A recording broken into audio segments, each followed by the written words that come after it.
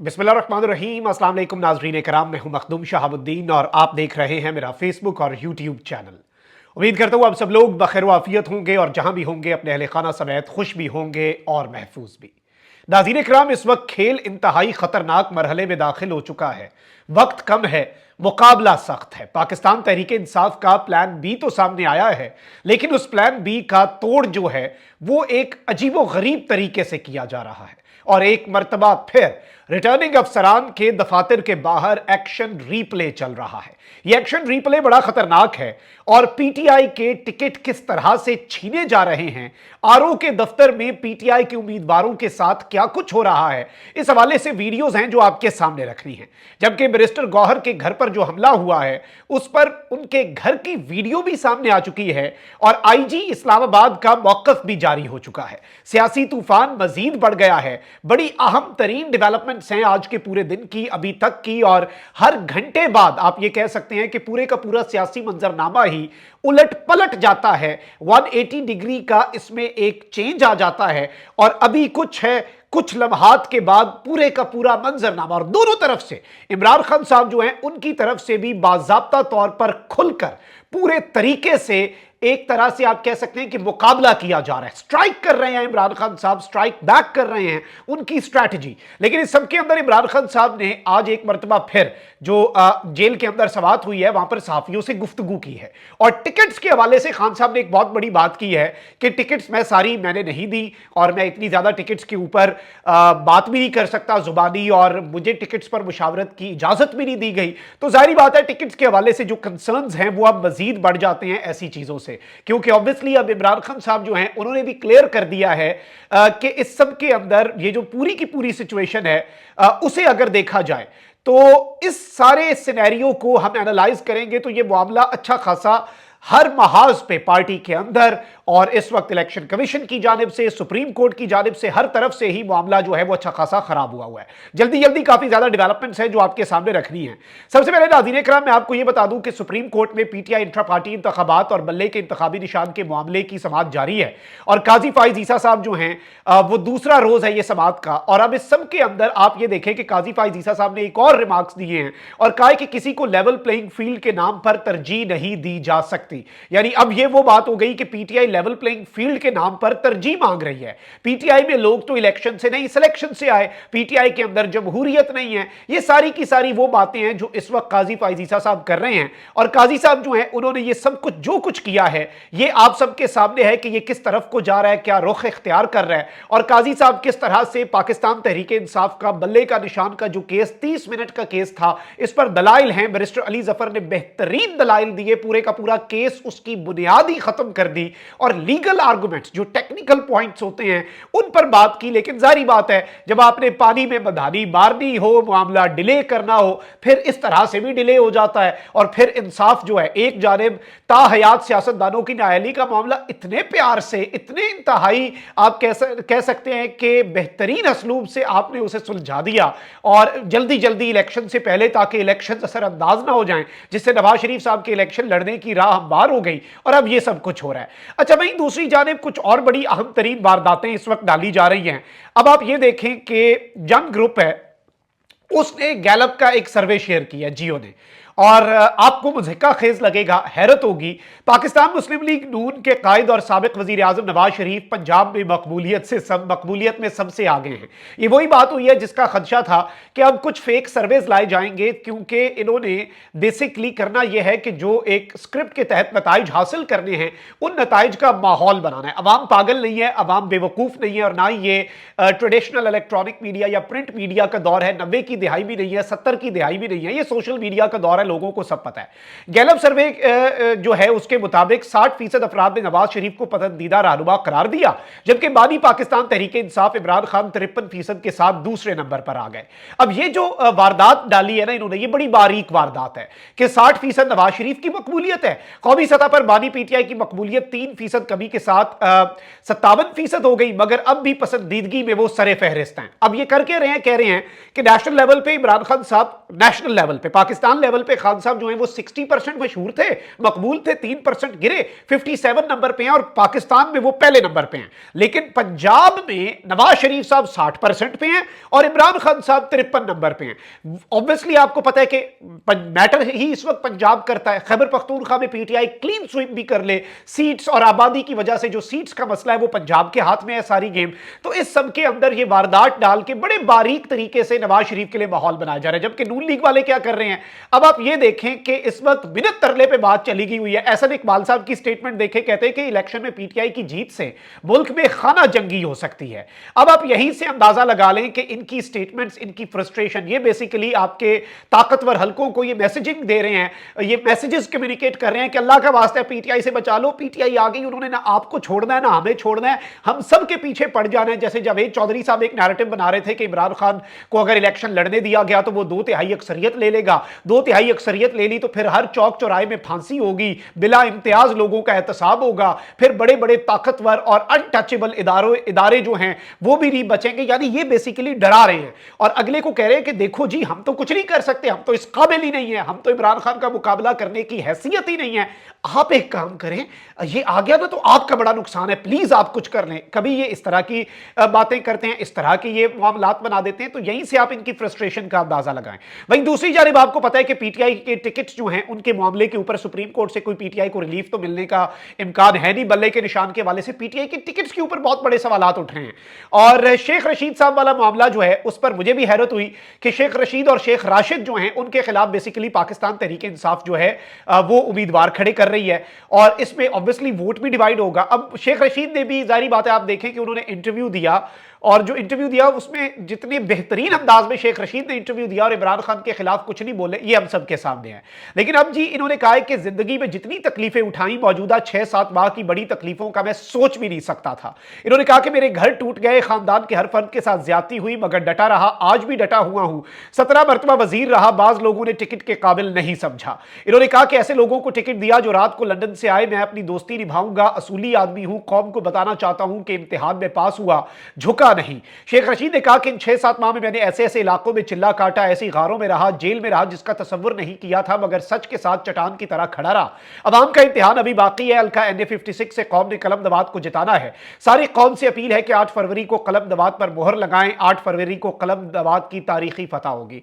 अच्छा, एक जानिब तो ये डेवलपमेंट है, वहीं दूसरी जानिब मैंने आपको बताया था कि बैरिस्टर गौर साहब जो हैं, दौरान समाअत उन्हें खबर मिली कि उनके घर में क्या कुछ हुआ है, तो अब उन्होंने अपने घर की वीडियो जो है वो भी जारी कर दी और वो सारे लोग शर्म से डूब मरे जो ये बात कर रहे थे कि जी इनके घर पर कोई कार्रवाई नहीं हुई, क्योंकि इस्लामाबाद पुलिस जो है उसने भी एतराफ कर लिया है। आप बल्कि पहले बैरिस्टर गौर जो अपने घर का खुद टूर करवा रहे हैं, आप जरा ये देखें।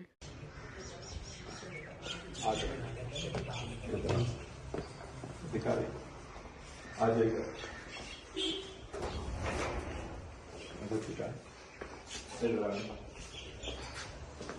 सारे ये उस पे मारे, इधर अंदर आओ, ये मारे, ये दिखाओ सर सामने ऊपर स्टाफ से सीधा इधर से, एक मिनट इधर से कर ले, ये सारा दिखा ले, ठीक, इधर से दिखा। ये भी बच्चों को जो रुको किए, इस बच्चे को हथकड़ियां लगाई है, आपको हथकड़ियां लगाई ना अवली ما تعجبني بها فاياستا अमल زي वाला मचामी उसला बोली ये देखो मेरे बेटे को मारा है,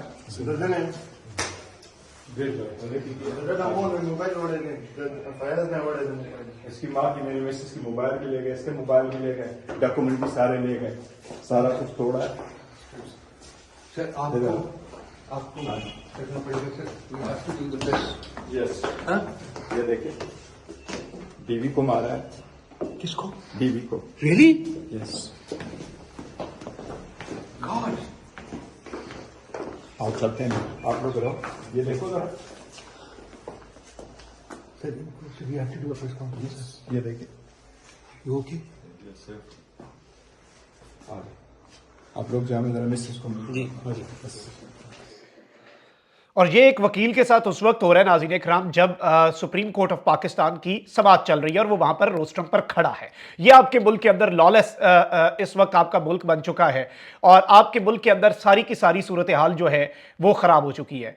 अच्छा, अब इस सब के अंदर मैं आपको ये बताऊं कि कुछ चीजें हैं जो आपके सामने रखना इस वक्त बहुत ज्यादा जरूरी हैं और मैं आपको ये बता दूं कि इस सारी की सारी सिचुएशन में, इस पूरे के पूरे सिनेरियो में एक डेवलपमेंट है जो आपके सामने रखनी है और वो डेवलपमेंट ये है कि आईजी जो है उनका बयान भी आ चुका है। आप जरा इनका बयान जो है वो भी सुन लें।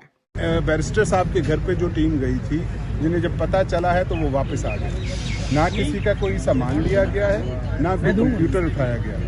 लेकिन इसके बावजूद चूँकि बैरिस्टर साहब जैसे कहेंगे, जो अगर उनकी कोई शिकायत होगी हम उसकी पूरी तरीके से तफ्तीश भी करेंगे और पूरी कोशिश करेंगे। अगर पुलिस के किसी अफसर की तरफ से कोई ज्यादती हुई है तो हम उसका पूरा हिसाब भी लेंगे और कार्रवाई भी करेंगे। ये बताते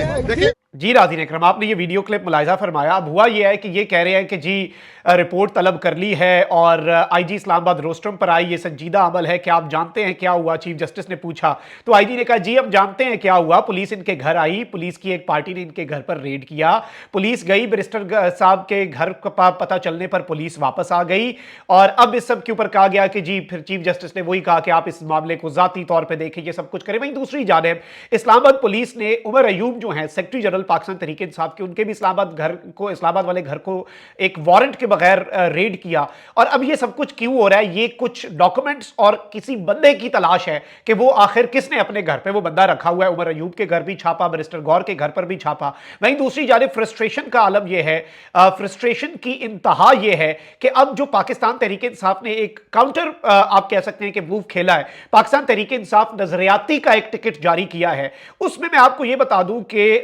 जो लोग वो टिकट जमा करवाने जा रहे हैं उनके साथ क्या हो रहा है आपको मैं बताता हूं। राजा बशारत का NA-55 का टिकट जो है वो छीन लिया गया और जिसने ये टिकट छीना है वो भी कैमरे में देखा जा सकता है। आप पहले जरा ये वीडियो देखें कि क्या हो रहा है। हेलो,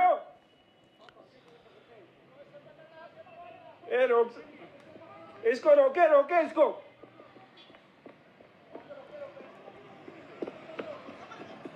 रोक ले इसको। हेलो, नहीं, फाइल किधर लेके जा रहे हो?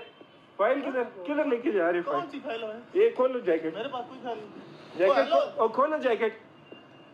मेरे पास कोई फाइल नहीं। खोलो जैकेट और रोको भाई, इसको पकड़ो।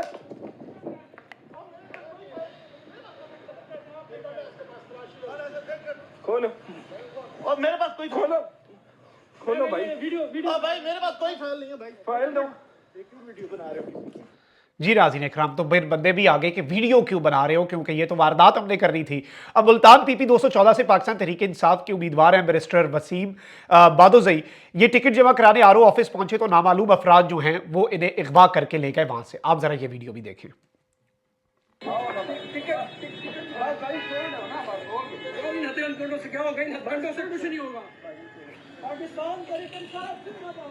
वसीम खान जिंदाबाद, वसीम खान जिंदाबाद।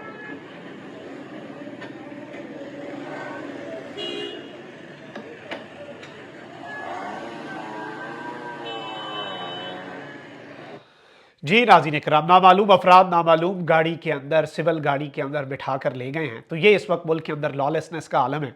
वहीं दूसरी जानिब इमरान खान साहब ने कमरा अदालत में सहाफ़ियों से गुफ्तगू की है, कहा कि हमारे बल्ले का केस सुप्रीम कोर्ट में है, नवाज शरीफ को अच्छी तरह जानता हूँ, वो 2 एम्पायर्स के बगैर मैच नहीं खेलता। नवाज शरीफ लंदन प्लान के तहत गारंटी लेकर पाकिस्तान आया, हमारी अंडर 16 की टीम को भी नहीं खेलने दिया जा रहा, यानी मेन टीम को आपने आउट किया, फिर अंडर 19, फिर हमने अंडर 16 के प्लेयर्स अपने बाहर मैदान में उतारे, उन्हें भी नहीं खेलने दिया जा रहा।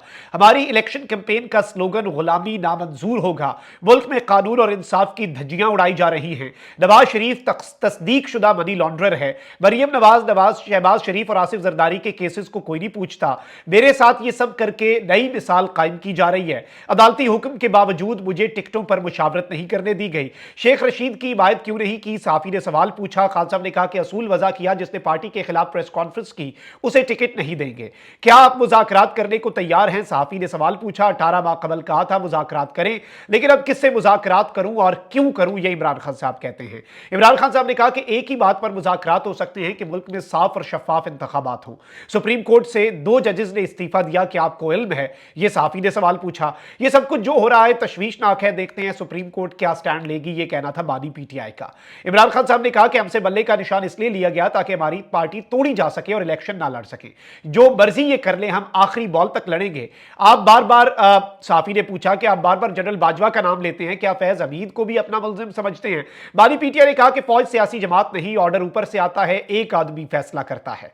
सहाफी ने पूछा कि आपसे किसी गैर मुल्की सफीर या एस्टैब्लिशमेंट ने कोई राब्ता किया? खान साहब ने कहा कि मुझसे किसी ने कोई राब्ता नहीं किया। अच्छा, इसके साथ ही साथ इमरान खान साहब जो हैं, मैं आपको यह बताऊं कि इस सब में उन्होंने एक बात की है कि मुझे टिकटों के बारे में मुशावरत की इजाजत नहीं दी गई। मुझे नहीं मालूम कि किसको टिकट मिला किसको नहीं। 850 टिकटों के बारे जुबानी कलामी कैसे फैसला कर सकता हूं? नवाज शरीफ तस्दीक शुदा मनी लॉन्ड्रर है। मरीम नवाज, शहबाज शरीफ और आसिफ जरदारी के केसेस को कोई नहीं पूछता। मेरे साथ ये सब करके नई मिसाल कायम की जा रही है। इमरान खान साहब ने सहाफियों से गुफ्तगू में टिकट्स के हवाले से इजहार एक तरह का लाताल्लुकी भी किया कि मैं सारी टिकट्स कैसे मैनेज, कैसे मैं फैसला कर सकता था जेल में बैठा हुआ जुबानी, और मुझे इसकी मुशावरत की इजाजत नहीं दी गई, क्योंकि बहुत सी कंसर्न्स हैं, बहुत सी ऐसी टिकट्स हैं जिनके ऊपर सोशल मीडिया पर लोग भी सीख पाएं। लेकिन जाहिर बात है कि इस वक्त मुत्तहिद रहने का वक्त है पार्टी के लिए भी। Let's see how things unfold. अपना बहुत ख्याल रखिए। अल्लाह निगहबान। पाकिस्तान जिंदाबाद।